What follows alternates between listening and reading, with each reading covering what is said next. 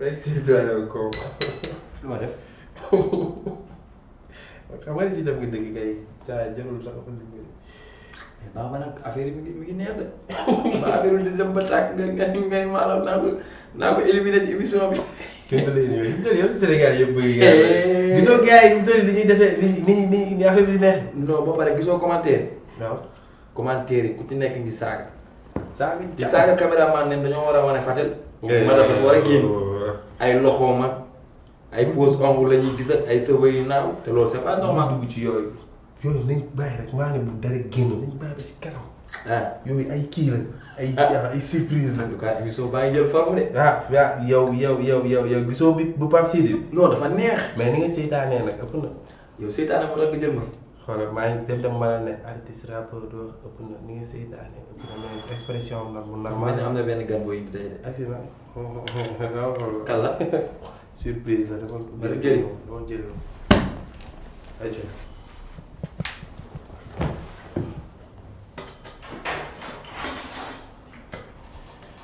Fadel. Fadel. waaw. Fadel ko. ki ngi lemoo ngi nii. ñu ngi jaar. ki ngi lemu. ki ngi lemu. Cheikh Malaw. ki ngi lemu. Paco Brise. mais ñu ngi jaar Baba. lan li cher nefu. maa ngi ci jàmm. sant yàlla bu baax. leen de. mais yoon bi gaaw na man vite fait pour man dinaa doog sori sax. non sori woo. cool na de muy baax. sori woo koñ bi. sori woo koñ bi xam naa ñu ngi dal jàmm ak si kër Baba. xam naa yow amoo jabar de. xam nga nag bu ma jabar nag teen bàyyi si def. Brise mi. Paco Brise la. waaw mais naka moom. mais maa mais cool ngeen alors. yaay cool. mais booy koor gi da ngeen si leer nu mu demee nii. ah mais ci waaw lañ. man moom maa ngi woor. ah moom dafa mel ni. waaw maa ngi war tamit de. yàlla yàlla nangu. yow noo dundee sa koor. waaw booy cool ah instant bi moom. relax xam nga weer koor moom dafa nekk. luy dal daal loo xamante ne xam nga dafa ànd ak lu apaisé daal. da ngay cool da ngay leer sax. c'est day tranquille quoi. super. bon maa ngi kontaan naa ci li nga wuy si invitation bi parce que c'est pas évident xam naa ni koor gi temps bi day xat guddi ko aussi ci la artistes yu bëri di def li ñuy def donc boo wala nga bàyyi lépp da nga jàpp ñëw solo waxtaan bi moo ñu gën a xam Paco Brise tey buñ doon boo doon waxuma sax Paco Brise sa vrai tour la Pape Mbaye. Mbaye Mbassou. Pape Mbaye tey bu nit ñi bëggoon xam kan mooy Pape Mbaye en résumé lan nga leen di wax. waaw Pape Mbaye de benn jeune la bu juddoo Yoff 16e arrondissement de Dakar juddoo fa yaroo fa jàngee fa defee fa daanaka lépp.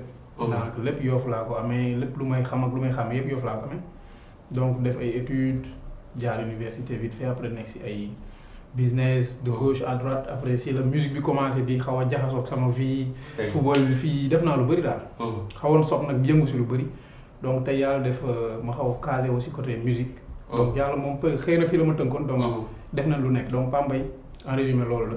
tey par exemple avant musique bi di ñëw parce que bon du ma bëgg sax di dugg ci statut artiste bi mais damay bëgg dugg vraiment ci la vraie personne de Pape Mbaye avant peut-être musique di am wala di exister ci yan disons hobby wala métier wala loisir nga doon nekk di exercer wu avant ngay croiser rap. waaw man de maa ngi woon ci études yi à fond. maa ngi woon ci études yi en même temps je pense bi ma demee ba di def ay 3e lycée affaire yooyu laa commencé di football. waaw di football nekkoon gardien de but. waaw góor nga ne tànk. waaw xale man rappeur yi maa ngi fàttaliku yaay maa doon góor ASC kon yaa nga bëri ay claviture. waaw moo tax sax affaire yi xaw a jaaree yaa ma gën a xam donc góorlu naa nawetaan def naa petite catégorie def naa cadet def naa senior ASC Tongor. zone 6 bu Yoff donc compétir naa daal def naa ay tests pas mal de tests doon suivre football carrément nag mais yàlla def après ma am benn blessure sama épaule gauche mu déboîté donc loolu moo tax ma arrêté woon. commencé di seet. voilà après affaire yi di low ñuy dem université en même temps affaire yi di xam nga bëri passion. après di làmbatu si passion yooyu nag quoi ak études yi parallèlement fi footballatu moon après si la musique bi ñëw nag dugg donc mu nekk lu doon nelaw ma yee ko. xam nga doon fréquenté ay gars yu def rap. parfois ñu nekk si di fo ma essayé affaire yi cool après ñu continuer ko ba tey. ñu gis par exemple di tic au tac nga nekk benn artiste rappeur boo xamante ni aujourd'hui amatul kenn ku ñu lay présenté ci paysage hip hop feesal nga ay salles yu mag yoo xamante ne ay artistes rap nañ ba bàyyi te feesaluñ ko muy grand théâtre.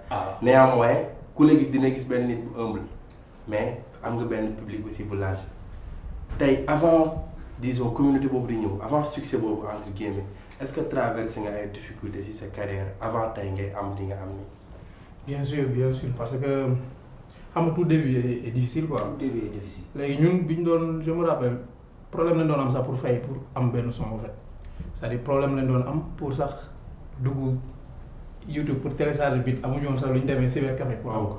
parce que yombul woon quoi donc doon nañ si foo mais. mën ngaa jënd café. c'était pas yombul woon quoi donc difficulté yi artistes yi di am yu bëri am nañ ko donc da doon metti pour nga performer wu kese. donc nga def sa benn son par exemple ñu invité le concert c'était difficile da nga obligé yow artiste bi yaa ngi woote da nga bëgg jouer fii soit dem si benn concert si coulisses yi nekk foofu di forcer pour jouer xam nga ñëpp yëpp jaar nañ si. donc da lay décourager un peu da ngay gis ne am nga pour wane li nga mën mais du gaaw. surtout sa son pour mu daw rajo période boobu c'était un problème. sa son pour mu daw rajo soit soo amul ku la jege bu la nit yi xamul sa son doo ko jaaral rajo. voilà ñun dañ doon am ambition teel feeñ teel wane liñ mën. mu doon métti trop donc yàlla def ñuy raam di raam ba affaire commencé di jël forme ba gars yi commencé di xam ndànk-ndànk ba projet ni bi génnee ba yu bëri di xew daal. est-ce que tey yaa ngi mesurer disons public bi nekk sa ginnaaw wala communauté bi nekk sa ginnaaw nit ki nga xamante ni booy yi nga xamante ni nouvelle ère bi di nga nekk seen référence ñu lay xool bëgg tey egsi fi nga egsi est-ce que tey succès boobu noonu mesurer nga ko et su fekkee par exemple xam nga tolluwaay bi. lan la def est-ce que am na lu mu changé ci sa vie disons la personne de Pape Mbaye est-ce que succès boobu am na lu mu changé ci moom. bon waaw dina changé bu ma nee lu changé moom day fekk ma lu ma neex rek c'est-à-dire maanaam gis-gis bi nga doon am ci nit yi ak yow gis-gis bi nit yi di am ci yow du bokkati. c'est-à-dire yow nekk nga ko xamante ne référence nga nit yi ñu ngi lay bàyyi xel di xool lan ngay def lu baax la wala lu bon la. c'est-à-dire vision bi nga am ci nit yi da nga leen di sóor yow ñoom aussi dañ lay sóoraale. waxuma ay waxu ëmb ak yooyu quoi parce que nit loolu day nekk si moom wala mu bañ a nekk si moom parce que di nga gis ku succès dab après mu changer complètement changer doxalin changer léppam quoi fréquentation changer léppam changer donc gars yi xam nañ fi may waxee quoi bëri na donc boo nekkee ku toog si sa ay tànka donc nga nekk koo xamante ne da nga judd si famille boo xamante ne ñëpp a booloo judd si communauté boo xamante ne nii maanaam surtout man sama exemple la quoi juddu Yoff boo fa juddoo yi nga xam ne dara safu leen dara foxul seen bët quoi ñun moom lébu laay wax lébu yi dañoo fier de trop en fait c'est-à-dire boo leen jaayee benn affaire rek ay boo leen rombee lu ñàkk nga quoi c'est-à-dire yëg succès rek boo romb lébu yi rek boo leen jaayee benn bu ndaw maanaam lay jëndal ba wis la wan la ne yow faale wu ñu la quoi donc ñun si loolu lañ juddoo gis ay célébrité yu nekkoon Yoff gis ay célébrité aussi yu nekkul woon Yoff ñu nekkoon suñuy référence donc ñun bët bi ñu leen doon xoolee tey ñun dañuy toog ci chaise boobu noonu di gis suñuy frère ak suñuy yaay ak suñuy yëpp maanaam du ñu xoolee bët bi ñu doon xoolee ñun suñuy référence avant quoi donc du la may lu dul toogaay bu jekk am assise nga ëmb la fait wàcceel sa bopp changer gis-gis bi nga doon gisee ak nit yi xam ne nit kese nga succès dafa ndaw. dee dafa gaaw àdduna dafa gaaw. yaa ngi comprendre donc dañuy dal rek. jàng alxuraan. waaw sama jàng nag soriwul. xanaa arrêté nga yow. jàng naa mais soriwul pas comme jàng yi ustaas yi ni ñuy jàngee. bay waaraate waaw mais ñu ngi jaamu yàlla. tey sa diggante ak yàlla. soo ko doon nat mesurer kan la doon. waaw mën naa ne bon man moom en personne gis naa ne yàlla nekk naa ko xamante ne yàlla suturaal na ko si lu bëri. macha allah waaw bu may wax sutura nag day yaatu. parce que sutura dafa laal àdduna gépp laal biir laal biti bu laalee biir nag si biti la jëm quoi. donc alhamdulilah ba suñuy mbir donc yàlla mu ñuy suturaal si lu bëri muy suñu côté vie privée. ak suñu carrière yàlla mu ñu si suturaal daal si façon sutura boo xamante ne man de maa ngi ko si gërëm. macha allah donc maa ngi yëg ne am naa sutura si daal donc nit boo suturaalee sa bopp tamit yàlla da lay suturaal parce que man nekk naa koo xamante ne du ma dugg si sa loo xamante ne sama yoon ne aussi. maanaam du ma waxal nit nga xamante ne wóoruma damay bàkkaar nag nit kese laa. mais lu bëri dama koy éviter di ko def xëy na li nga xamante ne nii moom ngay éviter di ko def rek loolu la yàlla di delluwaat donc man sama diggante ak suñu borom ma sentir naa si protection bu rëy. sentir naa si que ne bon mu may aar si lu bëri yenn saa yi mën naa joxe sax yenn anecdotes yi. parfois dinaa am yenn décision yu may bëgg a def nekk seeg ay nit yu bëri ñu bëgg a def ñu booloo ne dañ koy def. man damay mel ni dañ na maan saa yi wóorul bul def wala yooyu te bu ma toogee defuma rek à chaque fois dina am luy arrivé. ñu bëri dañ may wax ne yow da nga takk téere bu mel ni soit man bu ma ànd ak ay gars yu bëri ñu war a dem fenn. coow bu fa waree am day mel ni dañ na maan bul dem voilà. te du loo xamante ne nii lu bees la en fait lu yàgg la depuis temps xale. protection boobu yàlla defal na mais en retour est-ce que moom mu ngi koy delloo suñu borom. bu baaxee. waaw parce que tamit am na ñoo xamante ne nag sama genre bi yàlla leen di taxaw fu ne. du julli lu mu war. dëgg nas ataka maanaam 5 piliers yi islam yi di ñu def dara. ok da ngay jël émission bi si li jënd ay problème mu kër. ah waaw damay dégg man loolu la ma ci wax tey par exemple ci loolu noonu yëpp yàlla defal la nit ñi dañuy gis tey Paco Briz bi nga xamante ni tey mi ngi nii mooy foo woote nit ñi wuy si la am nga benn public waaye gëm la. am na ay nit yoo xamante ni bëgg nañ mel noonu mais tey si cursus boobu si jaar-jaar boobu est-ce que mës na am benn difficulté boo xamante ni tey affronté nga ko ba mu jaraloon la nga découragé wala nga bëggoon bàyyi benn histoire. bon pour le moment dama naan nekkul problème yu rëy yi tax ñu naan da ngay bàyyi wala da ngay découragé. damay sant yàlla waaw nekk na nekkul loo xamante ni si sama vie musique la nekk sama carrière artistique peut-être sama vie privée. peut-être toll naa si ay difficultés yi nga xamante ne nii à un moment donné demoon naa ba ne jaratu ko quoi naa arrêté mooy sànq li may expliqué demoon naa ba études yi dama si focus woon carrément mais demoon ba am espoir si côté sport. waaw mooy à chaque fois rek dañuy war a déggal suñu parents yi. je me rappelle bi ma nekkee centre doon jouer c'était vers ay 2012 je sais pas quelque chose comme ça ma nekk centre doon def ay tests. présélection quoi pour ay recrutement et tout donc maa jege woon bokkoon naa si 5 gardiens de but yi nga xamante ne bu ñu waroon jël ñaar si laay war a bokk. ah ouais. billaahi donc ñu nekk si ma war a def ay tests après nag première année boobu noonu ma waroon def senior. je me rappelle très bien après ma yéeg gars yéegal ma senior muy jouer. paa bi ne ma bul joué nawetaan concentré wul si affaire yi. ma ne ko d'accord léegi après passion bi koñ bi xam nga fierté boobu quoi. doo ko mën a toog gars yi ne waaw dañ lay yéegal yaa war a joué nana nii nana donc may nëbbatu di dem entraînement après ndogal fekk ma si te mois boobu noonu dama doon defay test donc loolu moom ba tey fi may waxee nii loolu moo ma teree àggali sama carrière donc mu nekk lu ma metti maanaam buñ la waxee conseil ne la defal lii rek. pour man sa waajur bu la waxee rek bu la éviter loo benn affaire bàyyi ko xel. te loolu du ma ko mës a fàtte mu nekkoon lu ma disturb trop. doon naa essayé waat pour rebondir mais à chaque fois loolu day ñëwaat. damay gaañuwaat blessé waat après ma arrêté. bàyyi ni may waxee ak yow nii amatuma kilote. bàyyi naa sport. donc loolu nekk na loo tere lu mu métti loon donc nekkul si carrière musique bi mais avant may nekk musicien donc loolu nekkoon na rêve bu rëy si man donc mu brisé wu. terewul après rebondir nañ. xam nga duggaat si yeneen affaire ba tey yàlla def ñu nekk peut-être si cadre lu nekk musicien xam nga di ko sant yàlla lu rëy parce que yàlla moom yaa ngi yóotul nga xam te ne xamoo ëllëg yow fooy mujjee. donc lii rek misaal la quoi. loolu noonu yëpp tey arrivé na ci sport. est-ce que am na aussi yoo xamante ne arrivé na la ci musique. bon si musique mën naa ni bon si musique moom vraiment. am nga underground man dama jéggi saa rek gis. Paco Briz ci underground bon nekkul ne underground yu tax ñuy wax ah. parce que si def naa underground mais pas underground yu comme yu yàgg yi. parce que man yàgguma fi noonu de ça c'est ça parce que ñu dañoo jéggi saa rek. gis ki léew si kaw. yàgg nañ nag di ko def quoi parce que loolu suñu base kese la nekkoon. Yoff kese lañ doon nekk di rap donc mais Yoff am na beneen boy bu fa nekk. am na Faro benn boo xamante ne ni man yow déggoon man bàyyi ma intervenir wala man bokkatuma ci kër gi. King Lébu bi muy wax est-ce que moom mooy King Lébu parce que Yoff bi muy wax noonu am na beneen booy boo xamante ni ma nga ko. xaw ma BM Ndiaye xaw ma BM Ndiaye. BM Ndiaye waaw xaw ma BM Ndiaye xaw ma. dañuy rab bu gaaw te ñoom ñaar dañoo rab. BM Ndiaye ñoom ñaar kan moo ci king bi ak seen relation ñoom ñaar nu mu demee. bàyyi ma ñëw si loolu c'est-à-dire gis nga. ma ñëw si sa question après rebondir. D'accord, vas-y. mais c'est bien mais Malo j'aime bien. objection il est bien li muy def j'aime bien c'est-à-dire underground bi nekk nañ si nag de mais nekkul woon underground boo xamante ne doon génn di dem si yenn affaires yi doon xew wala yooyu noonu. parce que ñun Yoff je me rappelle méttoon na trop pour nga organiser benn affaire mu am 100 nit. ñu ñëw taxaw di seetaan quoi. donc ñun ñi bokk nañ si ñi nga xamante ne ñoo ko commencé. bu ma nee underground fa lañ defee ñun suñu underground bu may wax lii waa Yoff dinañ comprendre. fa lañ commencé sayfa yi fa lañ commencé affaire yu bëri. ay biir Yoff waaw di def ay showcase suñu biir doon woon sax bëri ay nit. artistes yi day joué wàcc après show loo beneen artiste kaw si public bi. après ñun ñoo ñu bindoo. maa ngi débuté fin 2014 la am sama premier single man. di ko xamdal di def ay vidéo di dugg fu nekk sopp di dugg si plateau yi dem fu nekk. mooy génération bi nii ay boy c'est-à-dire man nekk teelu ma dugg. fin 2014 quoi. laa dugg voilà laa jëkk génnee sama biir septembre je me rappelle.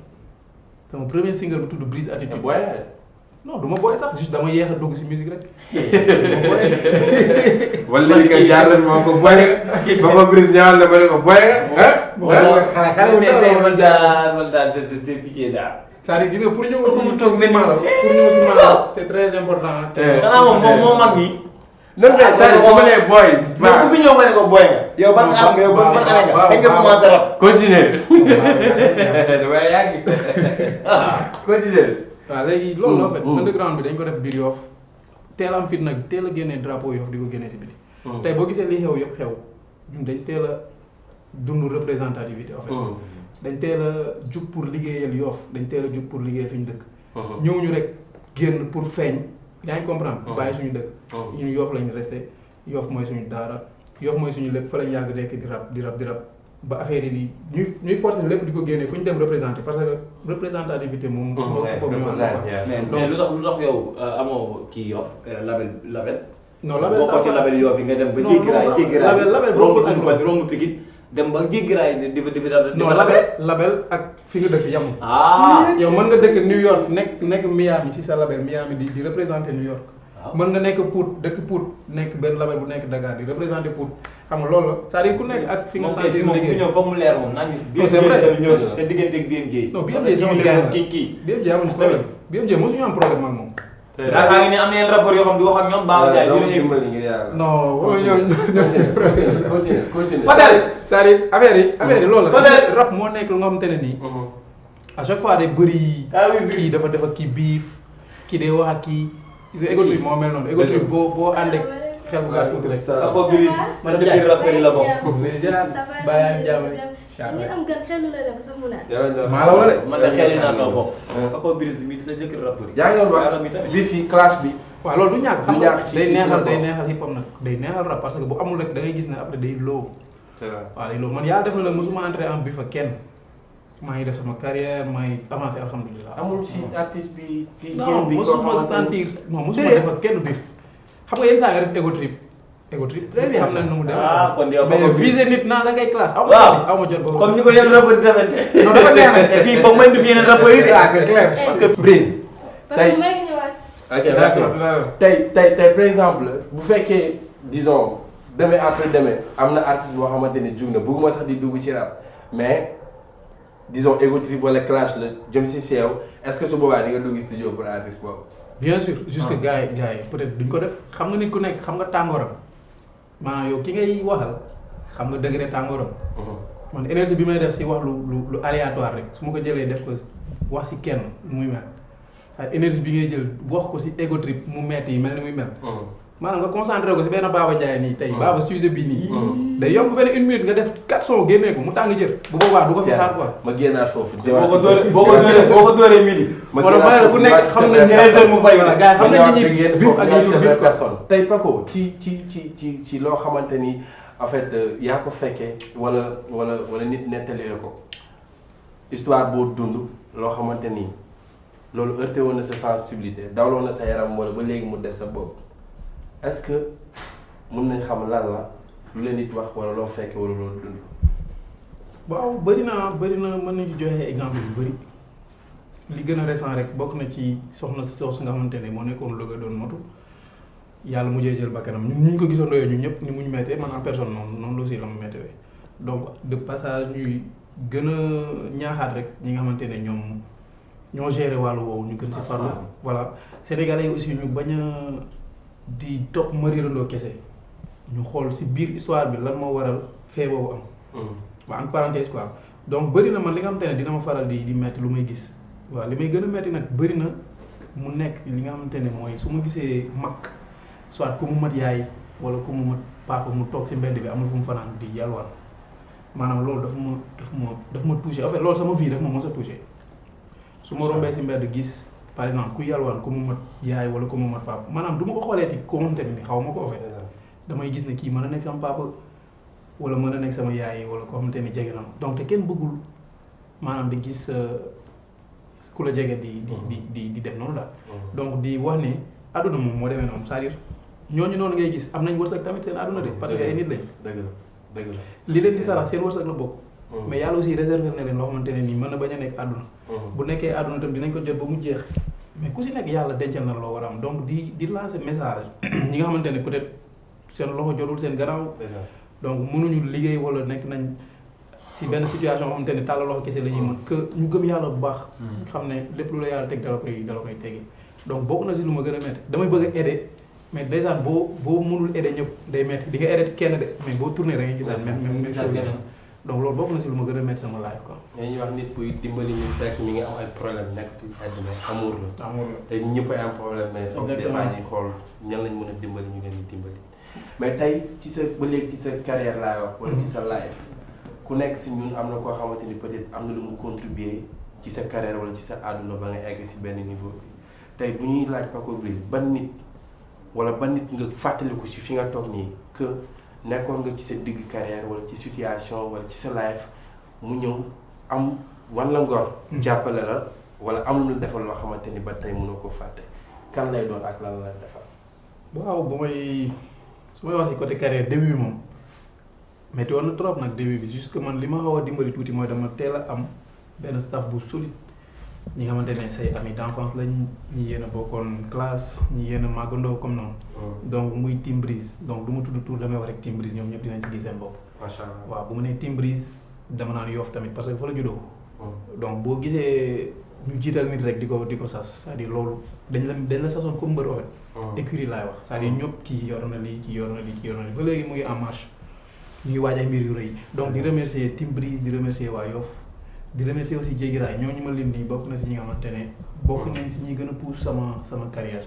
donc ñooñu ma lim nii nekkul ay ñu may lim. mais ay lépp équipe lañ quoi donc di remercier équipe bi yëpp.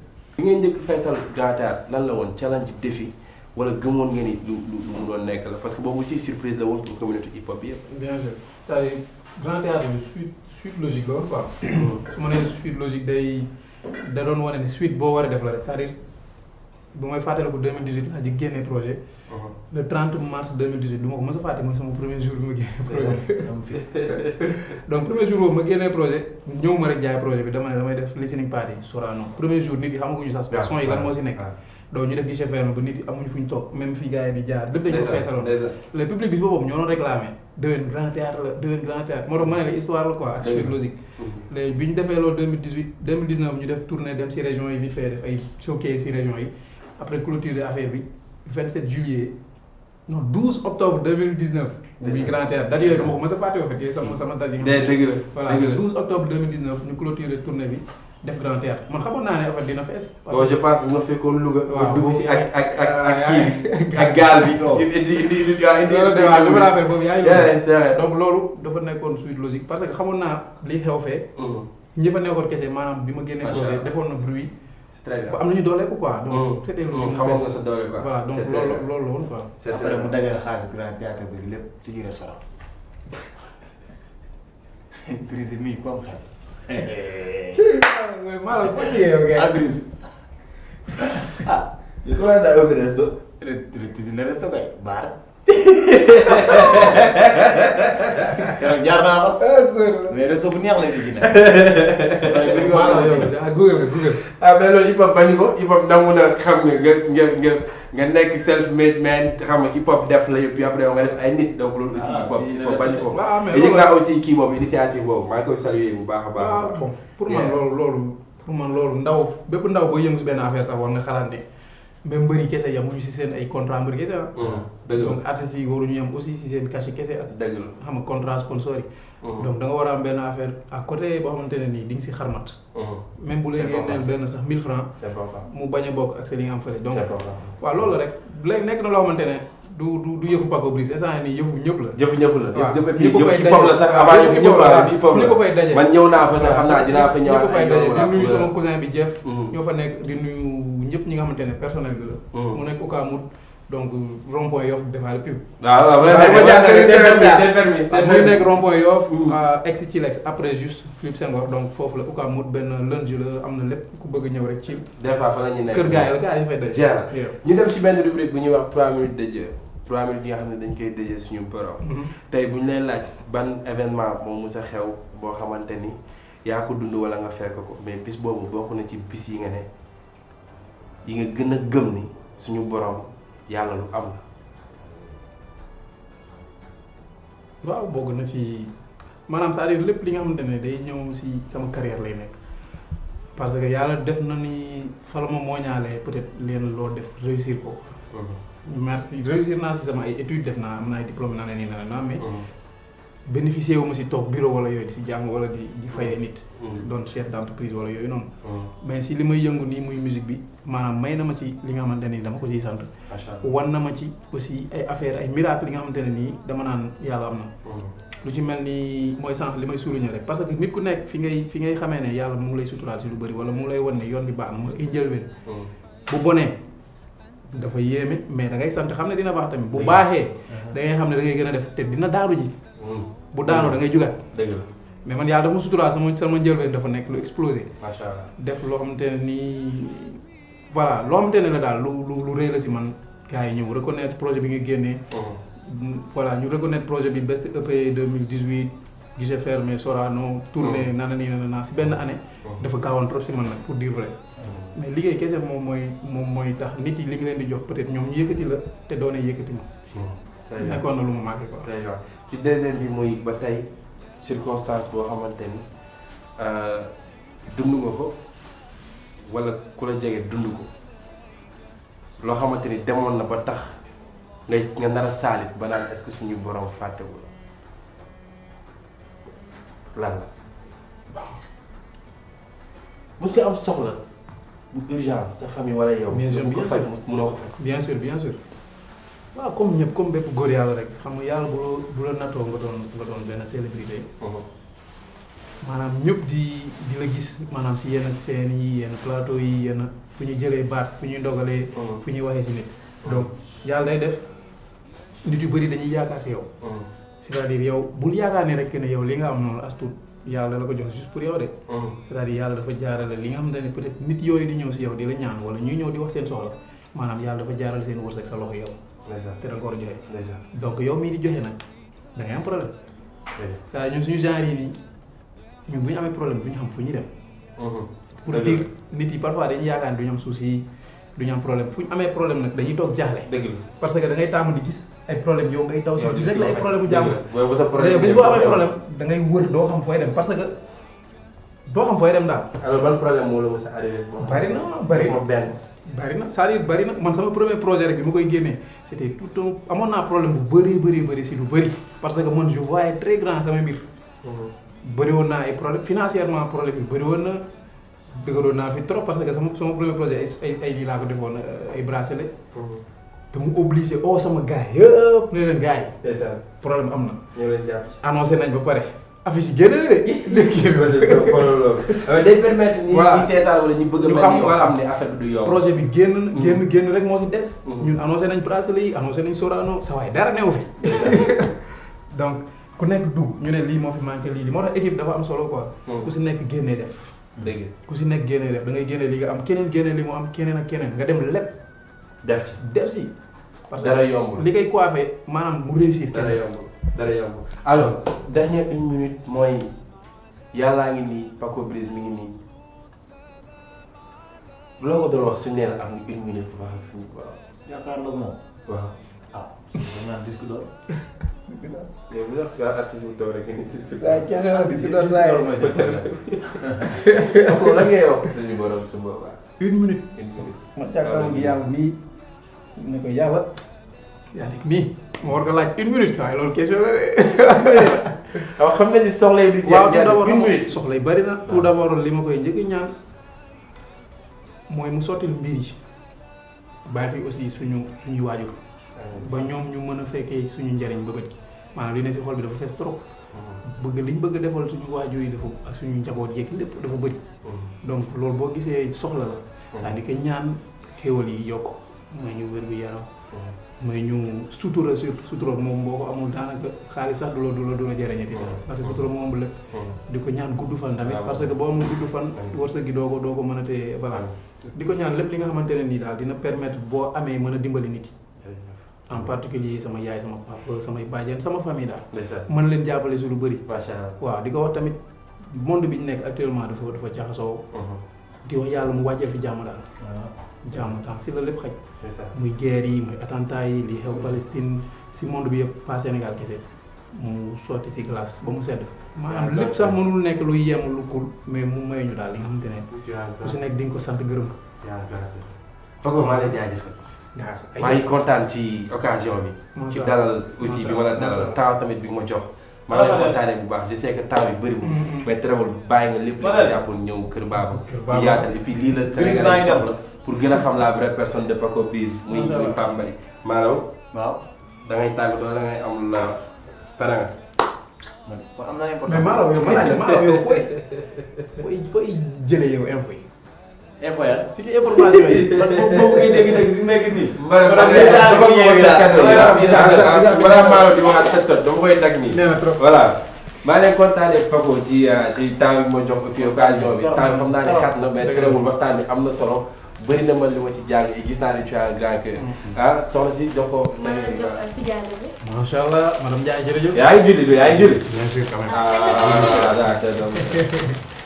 mais carré bari na de. Diallo booy àndal tuuti. sama gars yi. ay gars yi Kër Baba neex na de. dafa mel ni célibataire nga de ah. waaw ko mën nag. waaw mais grand boobu dafay teg rek. metti na ma nag. xam naa ne dina ko ndekkee. gars yi Kër Baba. 2 mois yooyu noonu. mais kontaan affaire yi bari na trop waay. lii waa Makedda ñoo la ko jox. te ni korite bi. macha allah. Makedda jarul may ñëw daal ñoo may solal nii ñoo may solal nii ñoom tamit ñoo la jox. te ni korite bi. baa la jaajëfal soxna si merci beaucoup. jërëjëf. Sénégalais ñu ngi lay laaj mais génn ko maanaam tàggatoo. waaw di nuyu ñëpp di kontaan bu baax ci invité bi ñu amoon tey di Paco yaa ko invité woon sax man tekk ma dara di Paco Briz mi nga xamante ni yàlla dañ koy ñaanal yàlla li nga bëgg sa carrière yàlla defal la ko. waaw seytaane naa trop nag waaw. di nuyu ñëpp daal. jërëjëf Malaw jërëjëf Paco Briz Kër Baba la woon ma leen di jox rendez-vous ci beneen numéro incha allah jaa ngeen